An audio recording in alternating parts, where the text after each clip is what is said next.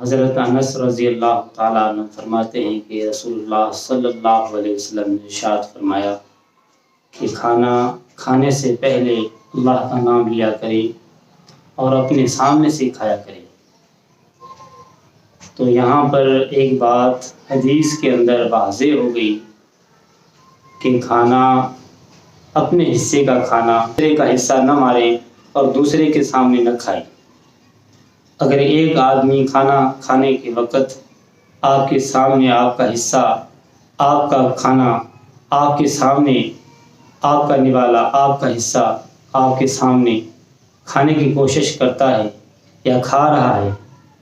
تو آپ اس بات کو سمجھیں کہ جو آدمی آپ کی موجودگی میں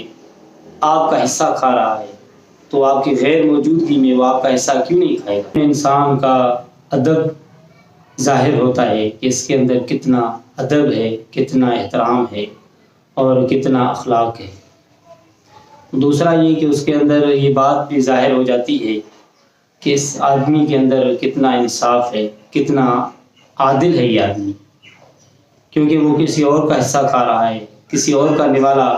اپنے پیٹ میں لے رہا ہے۔ تو اس بات سے یہ اندازہ لگا ہے جو لوگ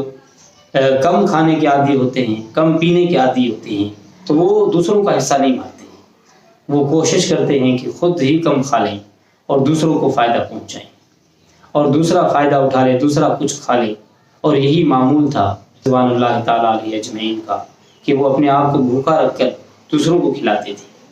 اور یہ تو آپ کے سامنے آپ کا نوالا مار رہا ہے، آپ کے سامنے آپ کا حق مار رہا ہے اور آپ کے سامنے آپ کو بھوکا رکھنا چاہتا ہے اور آپ کا نوالا اپنے پیٹ میں لینا چاہتا ہے۔ ماضی ہیں، آپ روزے دار ہیں، آپ عبادت گزار ہیں، آپ عابد ہیں، آپ سخی ہیں، آپ عادل ہیں، آپ جو بھی ہیں،